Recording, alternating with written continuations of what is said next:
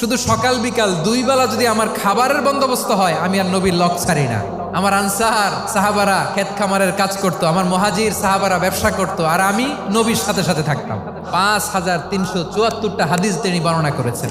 সবচেয়ে বেশি হাদিস বর্ণনাকারী সাহাবী আবু হুরায়রা রাদিয়াল্লাহু তাআলা আনহু। বিড়ালের বাবা কি করতেন? খালি হাদিস মুখস্থ করতেন। হাদিস প্রিজার্ভেশনের কাজে বিশ্বনবী ওনাকে কাজে লাগিয়েছেন। উনি একদিন বলেন, ইয়া রাসূলুল্লাহ আসমাউ মিনকা কাসীরান ফালা আহফাজু। নবী, অনেক কথা শুনি, আমার মনে থাকে না। বিষ্ণু বললেন, তাই তোমার চাদরটা বিছাও। আবু হুরায়রা বিছালেন। বিশ্বনবী হাত বুলায় দিলেন। এরপরে অনেক হাদিস বর্ণনা করলেন। আবু হুরায়রা বলে, তারপর থেকে বিশ্বনবী যাই বর্ণনা করে আমি শুনি আর একটাও বলি না। এখন সুবহানাল্লাহ। বিশ্বনবী ওনাকে নবীর এই যে লক্ষ হাদিস প্রিজার্ভেশনের এই দায়িত্ব দিয়েছেন সাইয়েদনা আবু হুরায়রা রাদিয়াল্লাহু তাআলা আনহুকে। আপনারা কি খেয়াল করেছেন কত বড় চৌকস ট্যালেন্ট হান্টার ছিল আমার নবী? এক একজনের এক এক ট্যালেন্ট, এক একজনকে এক এক দায়িত্ব দিয়েছেন, এক একজনের প্রতিভাকে এক একভাবে বিকশিত হওয়ার সুযোগ দিয়েছেন। আওয়াজ করে বলেন ঠিক কি না?